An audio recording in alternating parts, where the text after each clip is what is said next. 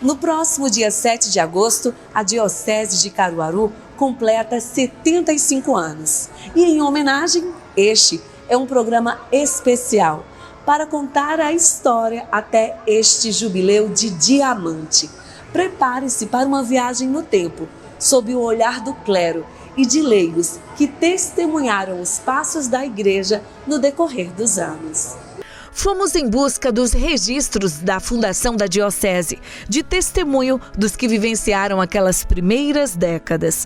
Conversamos com alguns padres que vão nos ajudar a entender como ela tem levantado muito além de estruturas físicas, o templo feito de humanos que se dedicam a buscarem primeiro o reino de Deus e o sagrado de sua essência. Nesse campo de descobertas, encontramos uma diocese conectada, atual e muito disposta a chegar perto dos mais distantes através do mundo digital, do rádio, da TV.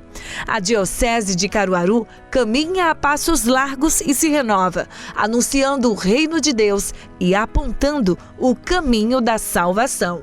Chama a família, porque este programa especial Diocese de Caruaru, Jubileu de Diamante, começou.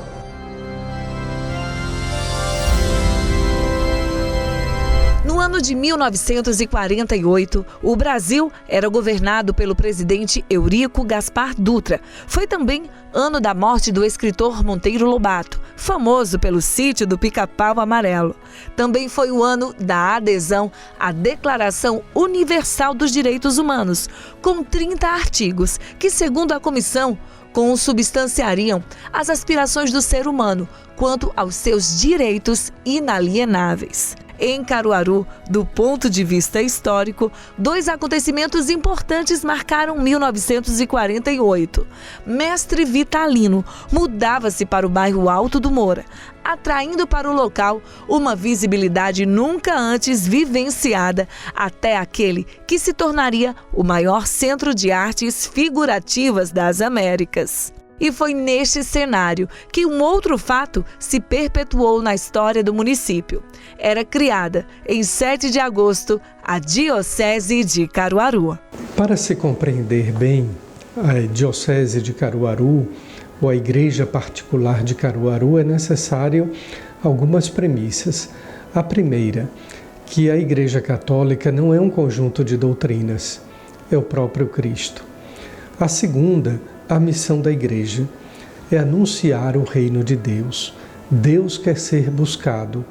Por isso, a expressão no capítulo 13 do Evangelho de São Mateus: buscai em primeiro lugar, em primeiríssimo lugar, o reino de Deus, e tudo mais vos será acrescentado.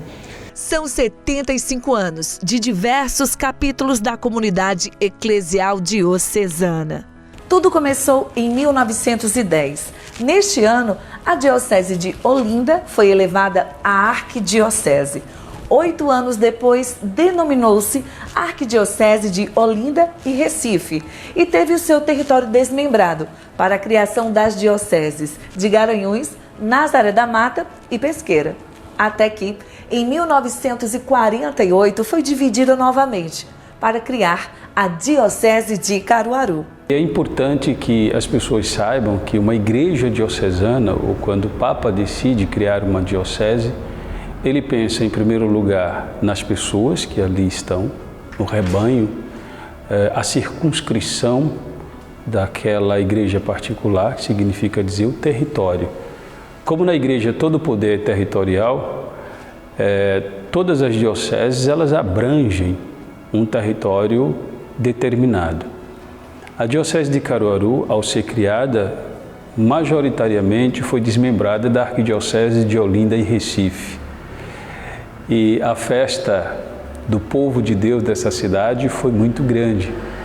Mas o processo de estruturação da diocese, ele começou um pouco antes e continuou depois da criação. Havia um processo de interiorização, né, da Igreja Católica no estado de Pernambuco. E a partir de 1910, né, foi criado a Arquidiocese de Olinda e Recife, não é? E a partir de então veio um desdobramento. Foi criado a Diocese de Floresta, Depois ela foi transformada em diocese de Pesqueira, foi criada a diocese de Garanhuns e mais na frente veio a diocese de Caruaru em 1948. Mas a criação da diocese não acontece do dia para a noite. Foram 16 anos de caminhada até a aceitação e 4 anos de preparação para este momento. Aqui em Caruaru, a gente tem, por exemplo, o padre Adalberto Damasceno, né, já no ciclo operário, ele apresentava, né, no ciclo operário em 32 e, obviamente, esses pedidos, né, foram sendo levados à arquidiocese e Dom Miguel de Lima Valverde anunciou, né, que fez o pedido à anunciatura em 1944. O próprio Dom Miguel de Lima Valverde visitou Caruaru, né, e anunciou publicamente que esperava da cidade um grande esforço para a criação da diocese e ele tinha feito o pedido. Em 48 é que foi criada a diocese, 7 de agosto de 1948. Entretanto, ela foi instalada 7 de agosto de 1949 e a posse do primeiro bispo foi dia 15 de agosto de 1949. Dom Miguel de Lima Valverde, arcebispo de Olinda e Recife, foi um dos protagonistas dessa história. O nome dele consta em vários documentos e recortes de jornais da época.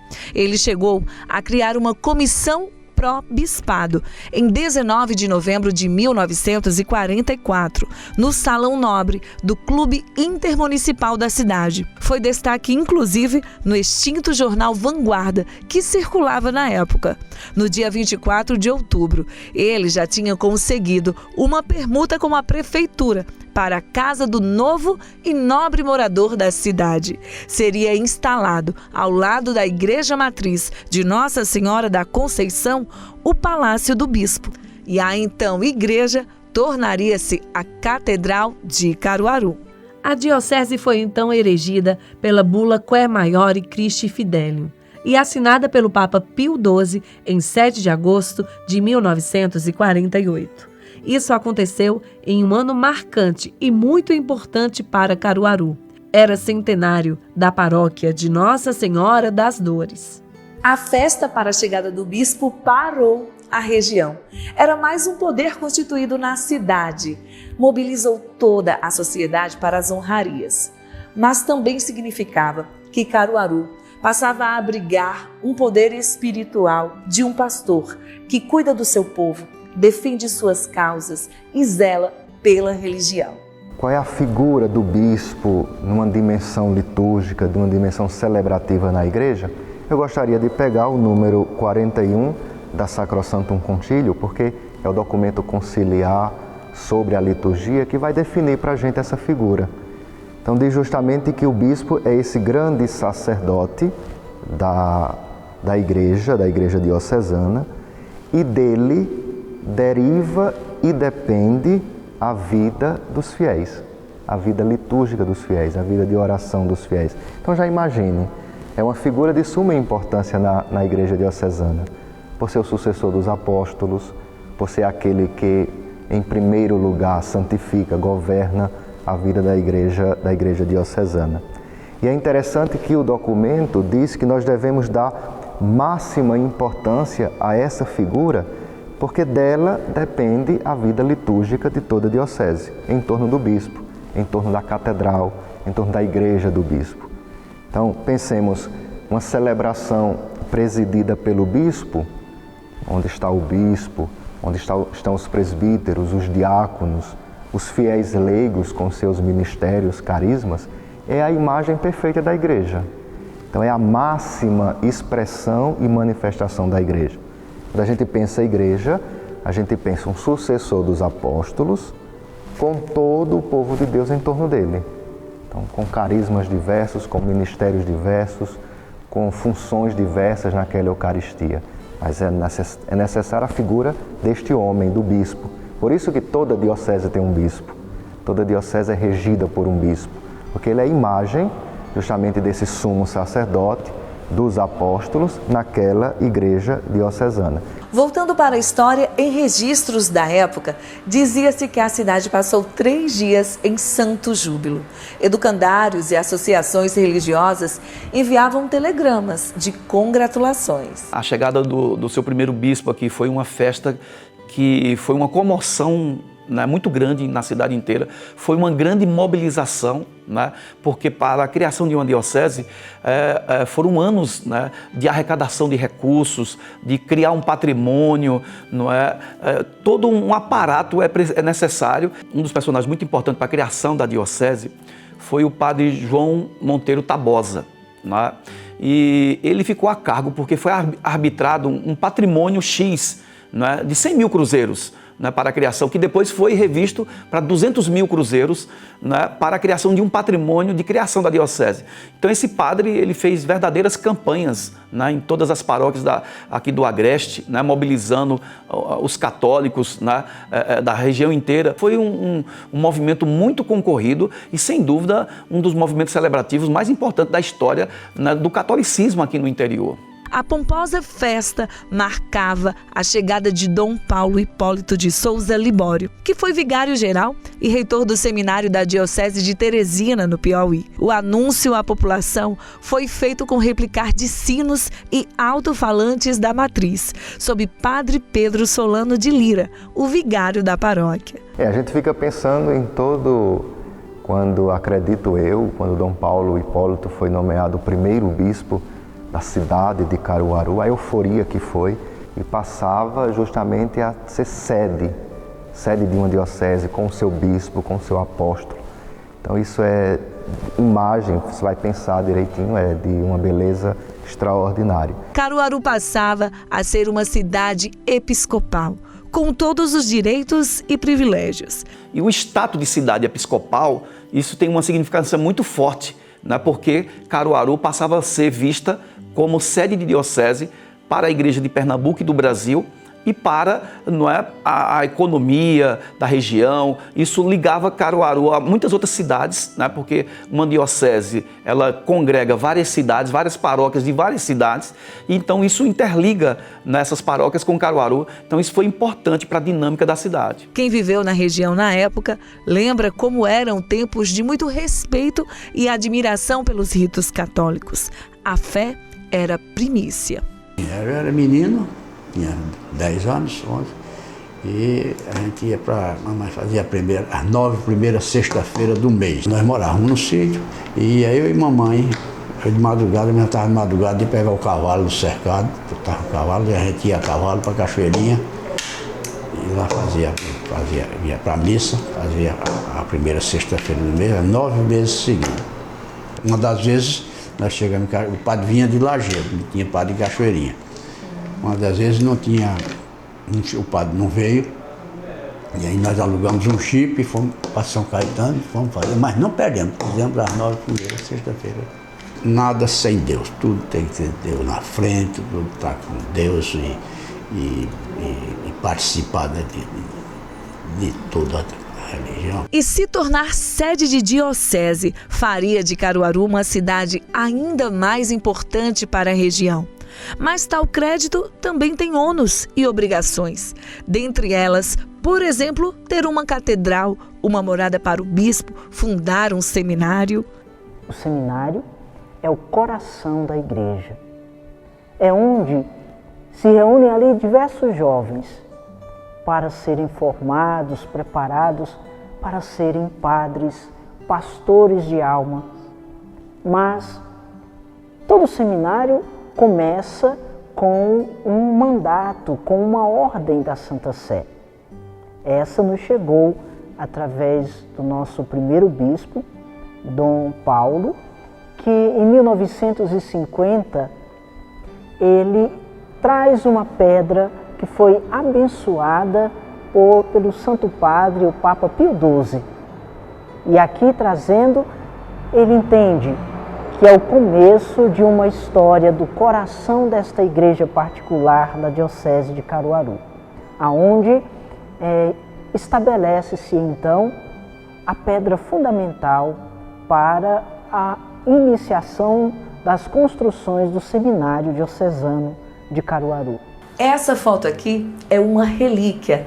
Mostra os primeiros jovens sedentos de Deus que chegaram aqui no seminário. O registro é de 1962. Neles, alguns padres ainda na ativa, como esse aqui, Monsenhor Olivaldo, que ocupa algumas funções na igreja bem importantes, como a direção do Colégio Diocesano. Eu tinha apenas 12 anos de idade, mas desde a minha infância eu sentia o chamado de ser padre, de doar a minha vida à igreja e, de um modo muito especial, à Diocese de Caruaru. Então, considero uma graça inestimável de Deus ter ingressado no seminário adolescente, apenas com 12 anos. E, de fato, fui da primeira turma do seminário diocesano Nossa Senhora das Dores, tendo como reitor o Monsenhor João Monteiro Tabosa e como diretor espiritual o Monsenhor Bernardino Adrião de Carvalho, sacerdotes muito dedicados à formação dos seminaristas. Esses primeiros jovens que chegaram, esses primeiros seminaristas, eles vieram para uma casa de Deus. E o que se aprende na casa de Deus? Alguém poderia dizer, se aprende a rezar. E eu digo, não. Na casa de Deus, aprende-se a conhecer mais e amar Deus. Porque a oração é o coração que se abre a esse conhecimento. Quanto mais se conhece Deus, mais se deseja comunicar com Ele. E assim os seminaristas assim o fizeram. Certamente, regidos por um reitor, organizando os horários, organizando o programa formativo, o que vai ser ensinado e passado para aqueles jovens, organizando, sobretudo, para que eles tenham duas realidades muito vivas e presentes: a vida espiritual e a atenção à vida humana. Dentro do complexo de construções da igreja, surgiu também o Instituto Teológico, local de aprendizagem e formação acadêmica dos seminaristas, administrado pelo padre Eronildo Hoje. O Instituto hoje é visto como um dom de Deus, uma dádiva de Deus. A missão dele é conservar íntegro o depósito da fé. Então esta é a missão do Instituto São João Crisóstomo.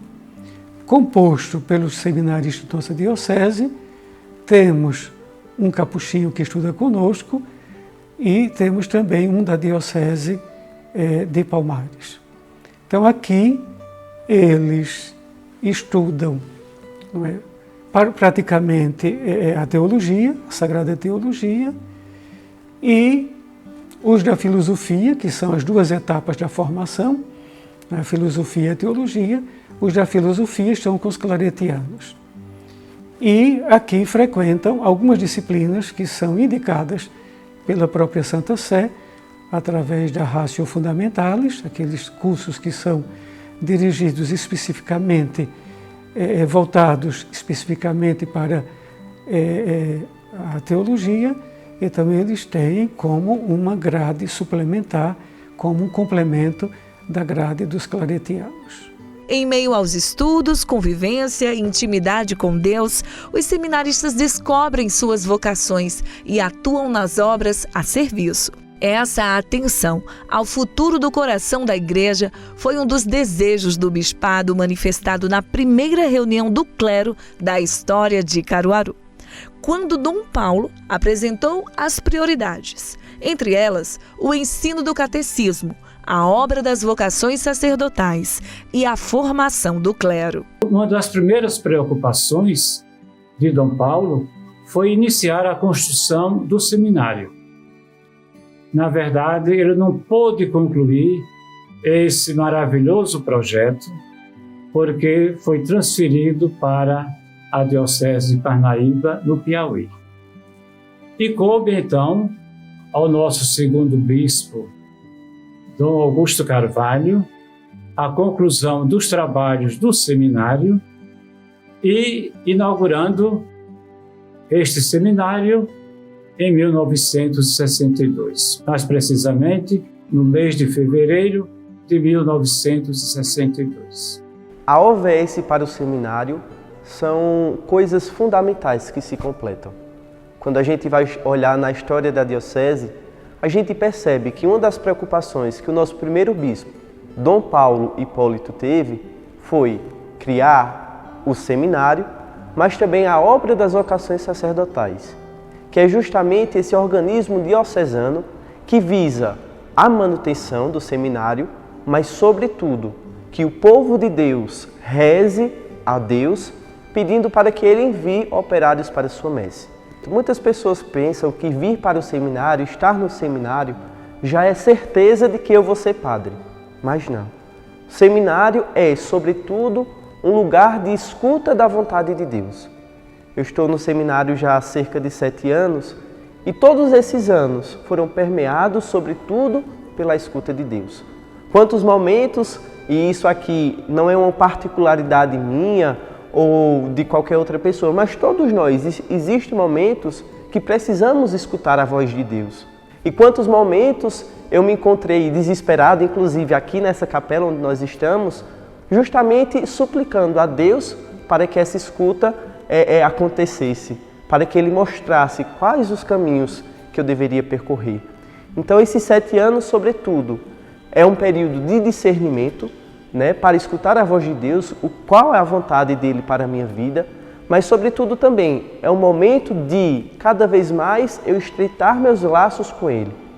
A vida no seminário, ela é uma vida de oração, como eu já disse, todos os dias nós temos missas, como também nós rezamos a liturgia das horas, que é uma oração da vida religiosa dos sacerdotes. Então, nossa vida é baseada nisso. Oração, vida fraterna, estudos e também, além dos estudos acadêmicos, nós temos os momentos de formação, que são padres, são profissionais capacitados que vêm nos dar formações em determinados temas para que nos ajude no nosso processo de discernimento, na nossa caminhada vocacional. Voltando na história, em 1950, Dom Paulo Hipólito, percebendo a escassez para ajudar na vida religiosa da diocese, articulou-se com o reverendo dos frades capuchinhos, Frei Otávio de Terrinca, e em 16 de fevereiro do mesmo ano foi instalado em Caruaru a Ordem Terceira. O bispo conseguiu a doação de um terreno e, em junho do mesmo ano, foi colocada a pedra fundamental do Convento Coração Eucarístico de Jesus, um dos lugares preferidos do venerável Frei Damião, que aqui fez missões, confessou, descansou, amou. Aos 10 anos de apostolado na Diocese de Caruaru, Dom Paulo foi transferido para a Diocese de Parnaíba, no Piauí. Em 15 de agosto de 1959, Caruaru recebia o anúncio de um novo bispo. Era nomeado para o cargo o então vigário-geral da Diocese de Pesqueira, Monsenhor Augusto de Carvalho, que nasceu em São José do Belmonte, no sertão do estado, e aos 11 anos de idade deixou a terra natal, com sede de dedicar-se a Deus, indo para o seminário de Pesqueira. Dom Augusto ficou de 1959 a 1992 no governo da diocese. Fundou a FAFICA, Colégio Diocesano. Construiu o seminário, que havia sido planejado por Dom Paulo Hipólito. Participou do Concílio do Vaticano II. Foi o bispo que governou a diocese por mais de 3 décadas e está na memória afetiva dos caruaruenses por todo o legado incontestável aqui deixado. Dom Augusto morreu em 1992. Seu sucessor foi Dom Antônio Soares Costa, o então bispo auxiliar de Natal. Chegou a Caruaru no ano de 1993 e aqui ficou até o fim da vida, em 2002. Seu sucessor foi Dom Bernardino Marquió, bispo emérito. Dom Dino, como é carinhosamente chamado pelos leigos, ficou em Caruaru de 2003 a 2019, ano da sua aposentadoria. Com isso, em 2019, Caruaru recebeu o atual bispo, o frade capuchinho Dom José Rui Lopes. Do ponto de vista pessoal, a respeito do bispo diocesano, não é muita coisa necessária, a não ser que é o quinto bispo, que é sucessor dos apóstolos e que veio para ser igreja, para confirmar a fé dos cristãos. Nada mais é interessante do que isso. Eu gostaria apenas de acentuar que, sendo bispo e crendo naquilo que eu sou, no mistério que habita em mim, de ser sucessor dos apóstolos, de ser sacerdote, de trazer o corpo de Cristo do céu para a terra para alimentar os fiéis, eu não teria nada a acrescentar do ponto de vista pessoal, a não ser a minha fé. Eu creio na igreja, creio nas verdades da fé, creio naquilo que eu sou, no que eu professo, e nada mais importa, nada mais é importante, nada mais é interessante do que a fé professada e vivida pelo bispo. 5 histórias e uma só igreja. Cada bispo deixou o próprio tijolinho para o que veio a ser a diocese depois. Apesar de toda a beleza que norteia a posição de um bispo, além do zelo com o sagrado, ele também precisa ser um grande administrador.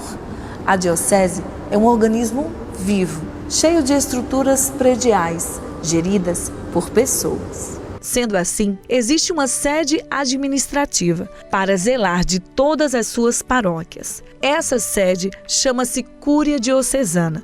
Ela detém todo o acervo histórico local da igreja, inclusive todas as informações e fotos trazidas neste especial, bem como é lugar de ouvidoria, de apurações e decisões. Existe um organismo dentro da diocese, que é a Cúria Diocesana, que é a sede do governo do bispo. As pessoas às vezes não conhecem, não sabem direito. O Cânon 469 estrutura bem a Cúria Diocesana, falando sobre os ofícios, falando sobre os conselhos, e diz claramente que a Cúria Diocesana é a sede do governo pastoral do bispo, também administrativo e jurídico, dentro da perspectiva canônica. O bispo diocesano, ele governa a sua diocese a partir da cúria. Tem o bispo, tem aqueles que são chamados oficiais da cúria, que são majoritariamente padres, que assumem ofícios, cuja obrigação é ter a responsabilidade de cumprir sua missão e também proceder de tal modo que o cuidado e o zelo pela igreja esteja sempre resguardado. Dentro do organismo Cúria Diocesana, nós temos também profissionais que nos auxiliam. Nós temos setor de contabilidade, departamento pessoal, nós temos setor de patrimônio, porque a igreja ela tem uma gravíssima responsabilidade ao longo do tempo. Nós temos que ter tudo organizado, pessoal todo registrado, com todos os direitos trabalhistas garantidos. Os nossos CNPJs têm uma responsabilidade, somos imunes, mas temos uma contrapartida de responsabilidade que o governo anualmente exige de nós. A diocese compreende 19 municípios, todos eles sob o olhar atento da Cúria Diocesana. Mutatis mutandis, ou fazendo as devidas distinções, a Cúria Diocesana funciona como se fosse a sede, a matriz de uma grande empresa. Então, aqui nós temos que ter a visão de todas as paróquias. Os acontecimentos, quer sejam de ordem pastoral, quer sejam de ordem administrativa, quer sejam de ordem jurídica. Então, todas as demandas das paróquias passam por aqui e daqui a Cúria torna-se esse canal facilitador para fazer com que a diocese continue a sua história de evangelização, a sua história de doação, a sua história, sobretudo, de contribuição, né, no meio da sociedade, como, isso é muito importante, como instrumento de fé, como instrumento de testemunho de Jesus Cristo. A Diocese de Caruaru também se destacou ao longo da história como um grande centro educacional, através da Faculdade de Filosofia, Ciências e Letras de Caruaru, a FAFICA, uma instituição de ensino superior particular que era mantida pela Diocese desde 1960 e encerrou as atividades em 2021.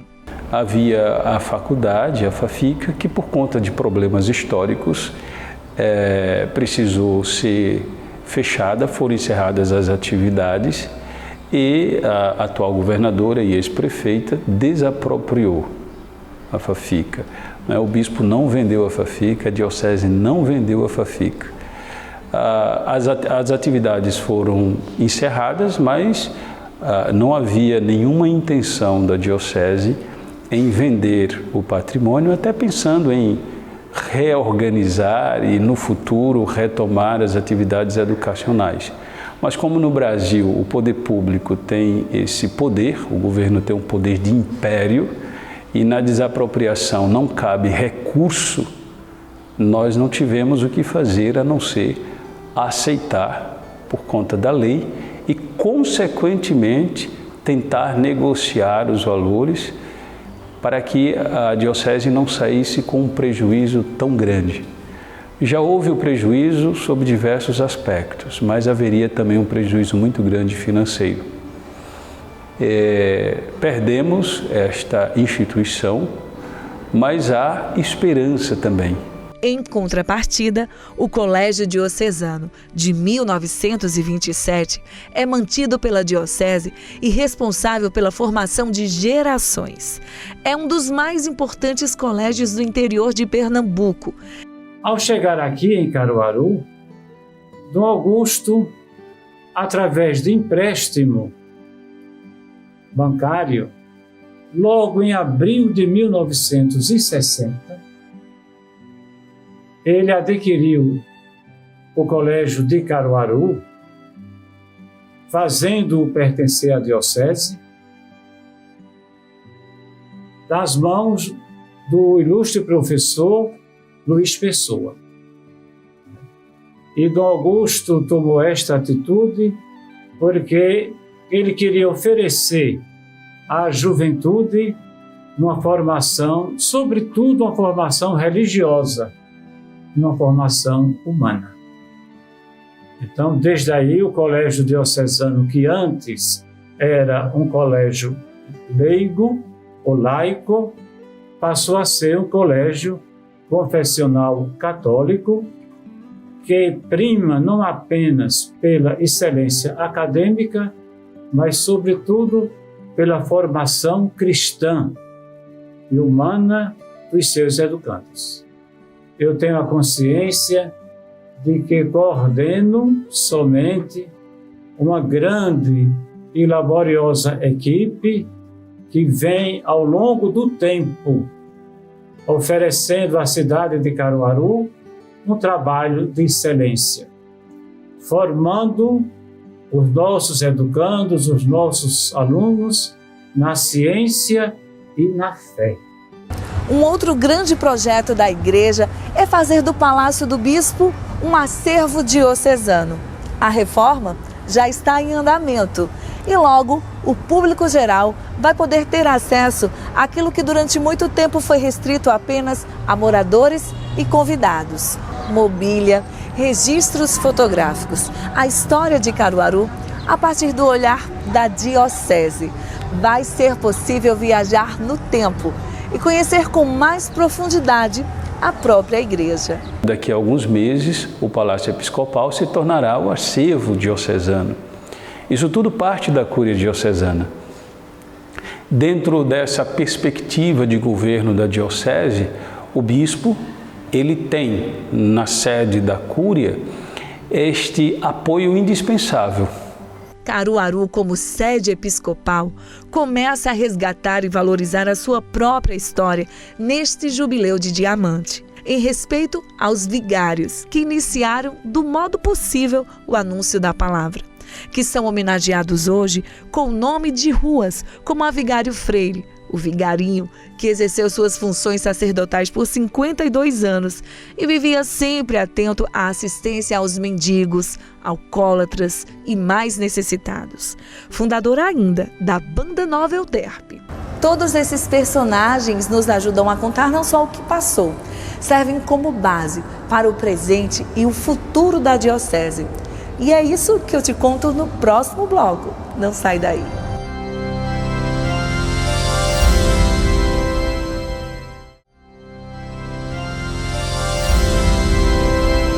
Agora que a gente já sabe um pouco mais sobre as páginas que constituem a criação da Diocese de Caruaru, chegou uma hora de conhecer com mais profundidade a história da Igreja Mãe, a Catedral de Nossa Senhora das Dores. A gente, quando imagina uma diocese, a gente imagina uma igreja mãe onde se tem a cátedra do bispo. Liturgicamente falando, cátedra é a cadeira de onde o bispo ensina, de onde o bispo exerce a sua função de magistério. Então, toda diocese, toda igreja diocesana tem a sua catedral, e o nome vem justamente porque ali possui a cadeira, a cátedra do bispo, que é diferente das paróquias, é diferente das capelas, é diferente das igrejas menores, onde ali é um presbítero, é um padre que preside a Eucaristia e não tem essa função que o bispo tem na igreja diocesana. Com a criação da diocese em 1948, a antiga Igreja de Nossa Senhora das Dores passou a ser catedral e sede do bispo. Enquanto isso, a primitiva Igrejinha de Nossa Senhora da Conceição, de 1781, que fazia parte da fazenda de José Rodrigues de Jesus, fundador de Caruaru, passou a ser uma capela da catedral, bem como a Igreja do Monte Bom Jesus e tantas outras capelinhas na área pastoral da Igreja de Nossa Senhora da Conceição. Nas alegrias do centenário da Paróquia das Dores foi criada a Diocese de Caruaru, elevando a Paróquia das Dores à condição de igreja catedral.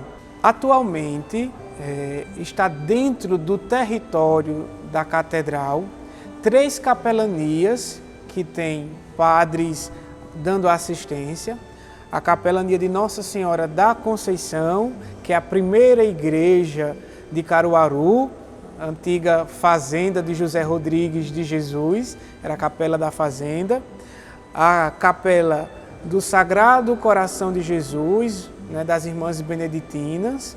A capela do Hospital São Sebastião, está dentro do território da catedral também.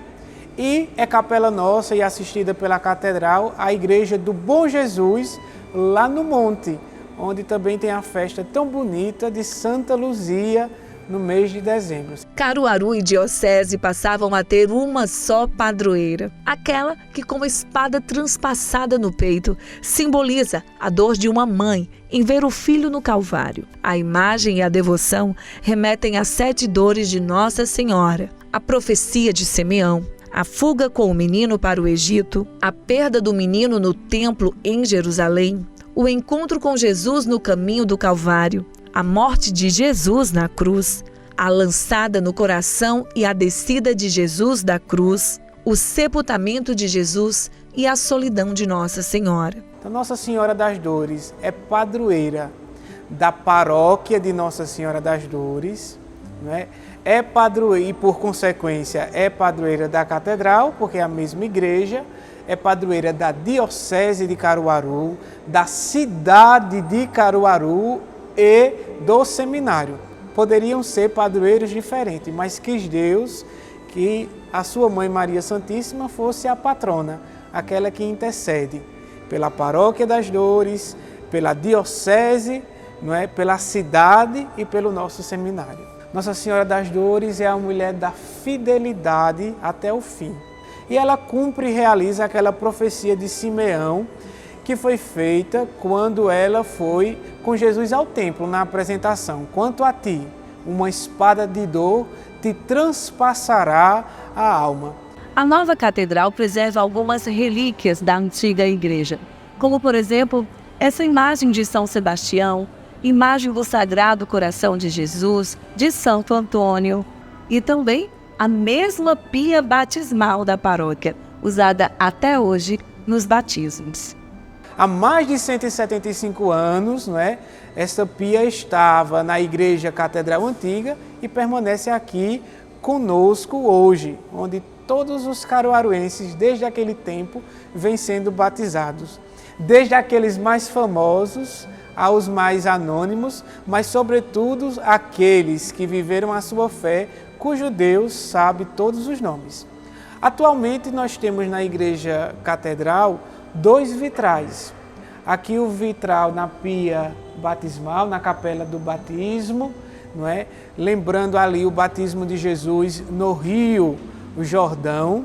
E lá na capela do Santíssimo, nós temos ali um vitral hoje que traz a Santa Ceia, onde Jesus institui a Eucaristia, o sacerdócio, e através da aparência do pão e do vinho, ele entrega o seu corpo e o seu sangue. Dos 5 bispos da história da Diocese de Caruaru, 2 estão aqui sepultados. Com a reforma da catedral foi construída essa cripta, que abriga as urnas com corpos de 2 bispos que passaram por Caruaru, Dom Augusto de Carvalho, o 2º bispo, e Dom Antônio Soares Costa, o 3º bispo de Caruaru. O primeiro bispo, seus restos mortais não estão aqui porque ele não faleceu como bispo de Caruaru. A catedral, como uma igreja-mãe, modelo, imagem para todas as outras igrejas da diocese, tem aqui todo domingo às 9 horas da manhã a missa do bispo. A gente ter cuidado, a gente organizar bem, principalmente uma Eucaristia que é presidida pelo bispo, porque ela se torna modelo para toda a diocese. Quem determina as normas, quem determina o jeito é a igreja, mas aquela celebração do bispo, ela se torna modelo. Por isso que é de suma importância. Por isso tudo que o bispo fala, tudo que o bispo diz, os seus gestos, as suas palavras, o seu andar, o seu cantar, o seu celebrar, se torna imagem para toda a igreja diocesana. E bem faria se a gente observasse mais isso, se a gente também cuidasse de tantos outros elementos no canto, no leitor, na acolhida, no espaço celebrativo, porque aquela celebração ajuda não só aquela comunidade que está ali celebrando, mas ajuda toda a igreja diocesana a rezar melhor, porque se torna modelo, se torna imagem de uma celebração autêntica. E essa casa, em especial, tem algumas particularidades e desafios. A construção levou décadas para ser concluída. É que o projeto arquitetônico, apesar de toda a modernidade, exige uma manutenção que desprende muitos recursos. Por isso, a paróquia da Catedral vive em constante movimento para a arrecadação de fundos com esse intuito. A Igreja Catedral ela tem um tipo de arquitetura muito específico, Ela é feita de concreto armado. Então, há 13 anos foi iniciada uma obra de restauração porque os ferros estavam apresentando danificações, tendo em vista infiltração. Então aí foi cavado, substituído os ferros e ela agora é branca, não simplesmente por uma escolha de cor, mas porque ela precisa de uma manta hipermeabilizante que precisa ser dada de 5 em 5 anos para evitar novas infiltrações. A reforma demora porque o tipo de material aplicados são materiais que não são baratos nem tão comuns. Por exemplo, os vidros que hoje estão aqui na Igreja Catedral, que são triangulares e vão do piso até o teto, são vidros duplamente laminados com esquadrilha que tem um espaçamento da parede e molas para que quando a Igreja Catedral se movimentar, porque toda estrutura física se movimenta, e também houver a dilatação e a contração, tendo em vista o calor ou o frio, ela não cause uma explosão nesses vidros. Temos algumas etapas pela frente. A ideia é que nestes vidros agora triangulares, do piso ao teto, sejam vitrais. Nós precisamos da cátedra fixa do bispo, porque atualmente está uma cátedra móvel. Precisamos do altar de pedra definitivo, do púlpito, ou como alguns chamam também, ambão de pedra definitivo. Precisamos do lugar da presidência da missa, quando não for o bispo que esteja presidindo a liturgia.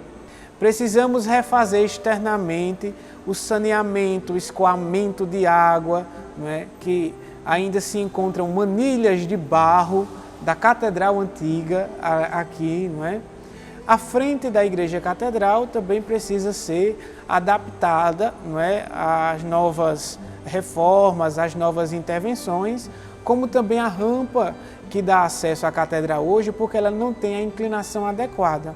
Para angariar fundos para a reforma da catedral, a paróquia trouxe, neste 2023, a irmã Kelly Patrícia, que nos recebeu e conversou sobre a importância desta reforma. É edificante para nós, como católicos, como cristãos católicos, fazer edificar o nosso templo, que é a igreja, ainda mais se tratando da catedral, que é a igreja mãe de uma diocese, A igreja mãe de uma diocese.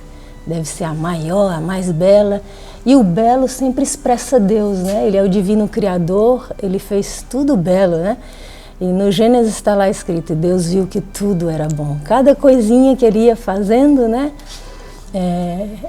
o texto diz, e Deus viu que tudo era bom, que tudo era belo, pode ser traduzido também, tudo era belo, Então a gente também, como resposta a essa divina criação de Deus, que tem como centro nós mesmos, a criatura humana, Então nós temos que dar em resposta o belo, o melhor para Ele, Então colaborar com os nossos templos e com tudo que a igreja nos pede de colaborar. A igreja nos dá tanto, Deus nos dá tanto, que a gente pode fazer tão pouco, é ajudar, no caso, nesta reforma da nossa catedral, Então, colabore, ajude, porque além de ser para os que virão no futuro, é também para você, se tornar um local agradável, onde você se sente bem para estar com Deus.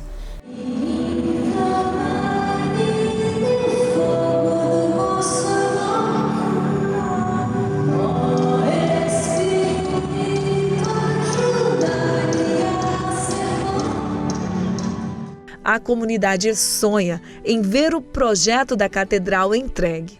Mas o principal não deve ser deixado em segundo plano: a busca por Deus. É claro que a igreja ela é uma pessoa espiritual.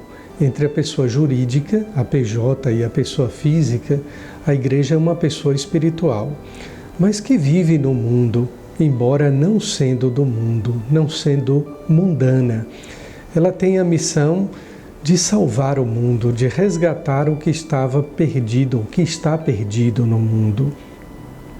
E por isso mesmo, a pessoa física é constituída de pessoas humanas, que temos as nossas falhas, mas que temos também um compromisso com a conversão e a busca, não apenas do reino de Deus, que a gente reza no Pai Nosso, venha a nós o vosso reino, mas também o compromisso de uma santidade, do reino e da santidade. Necessariamente tudo isso passa pela nossa conversão.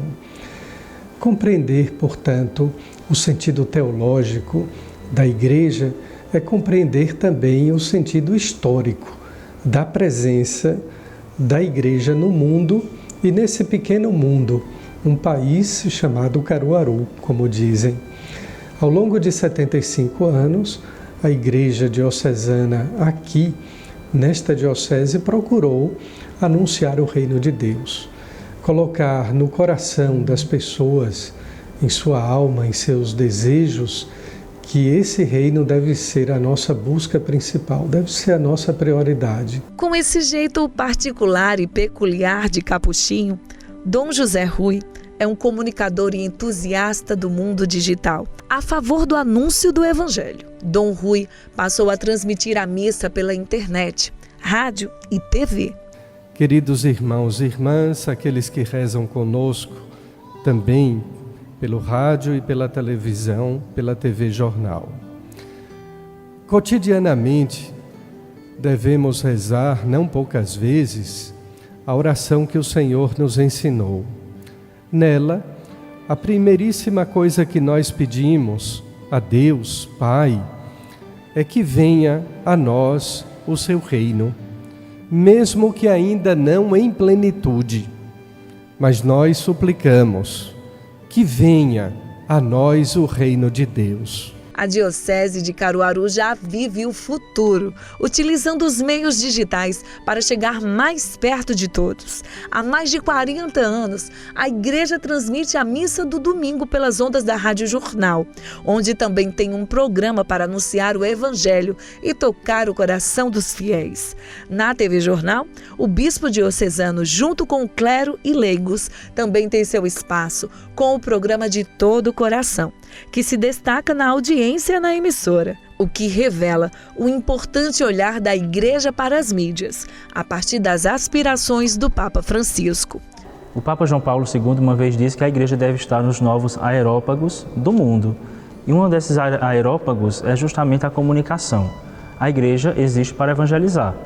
O próprio Nosso Senhor disse aos apóstolos: ide e evangelizai a toda criatura. Então a Igreja tem essa missão de propagar, de levar a palavra de Deus para todos os lugares.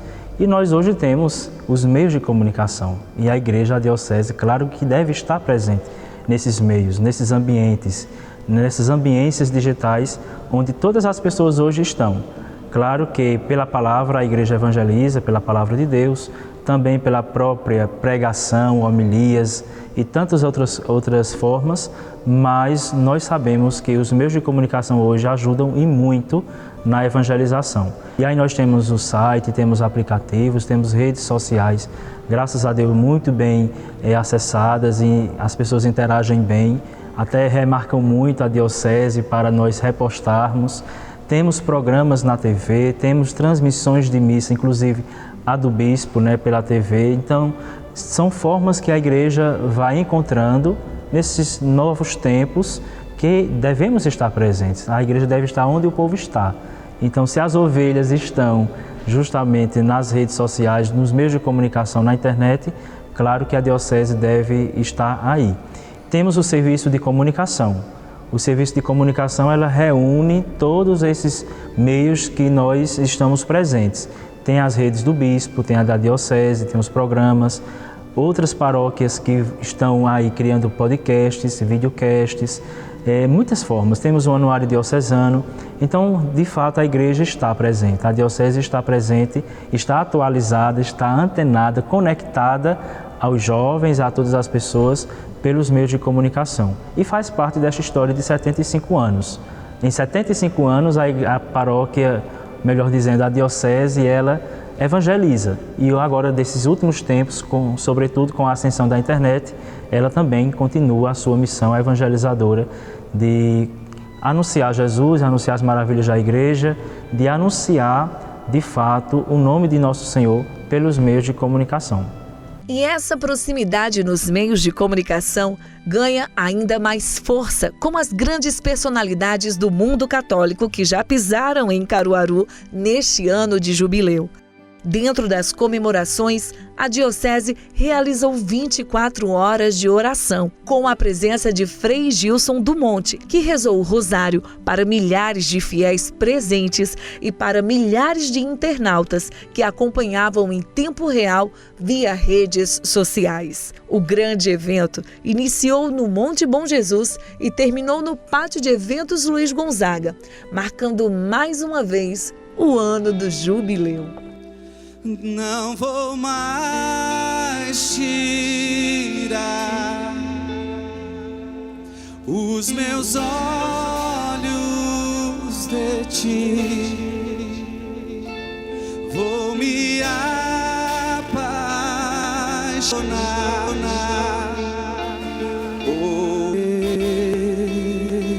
as 24 horas de oração, os shows, as festividades dos seus padroeiros são oportunidades que a igreja vai proporcionando para fazer o povo rezar mais e ser mais íntimo de Deus. Uma diocese ideal é aquela que reza, anuncia a palavra e ama a Deus. Esse é o caminho que a igreja, com seus santos homens, tem buscado criar para que seus leigos possam caminhar rumo ao céu. Parabéns, Diocese de Caruaru, pelos seus 75 anos. No jubileu de 75 anos, o que é que eu poderia dizer? Eu não sou filho de Caruaru, não sou do clero, vim para cá, estou dando uma contribuição a pedido do bispo. Já temos aqui 4 anos, estou aqui há 4 anos.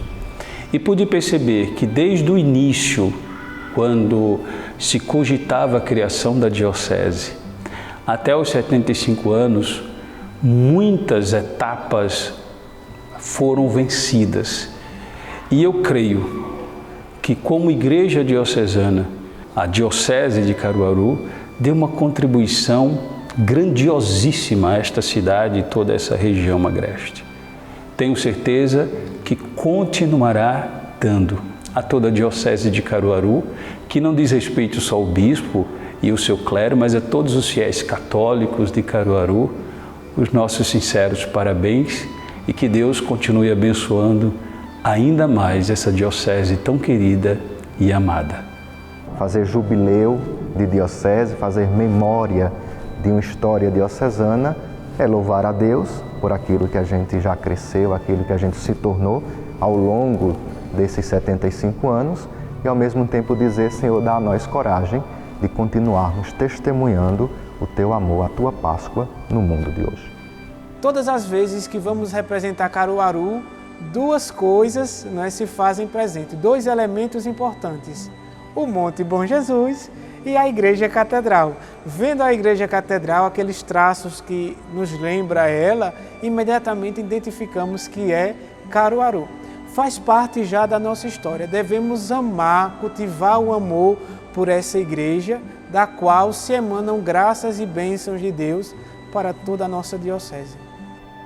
São 75 anos de história, onde a marca principal de uma história de 75 anos, um jubileu, é ser moldado para, como um diamante, irradiar a luz que vem de Cristo, irradiar a beleza e o brilho do amor de Jesus para com a humanidade. Deus abençoe a nossa diocese, o nosso seminário, o nosso bispo. Deus abençoe você nesses 75 anos de jubileu diocesano.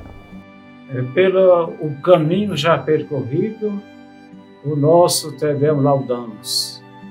E pelo caminho que ainda teremos que percorrer, a nossa confiança em Deus, que tudo pode e que nos conduzirá sempre por caminhos seguros.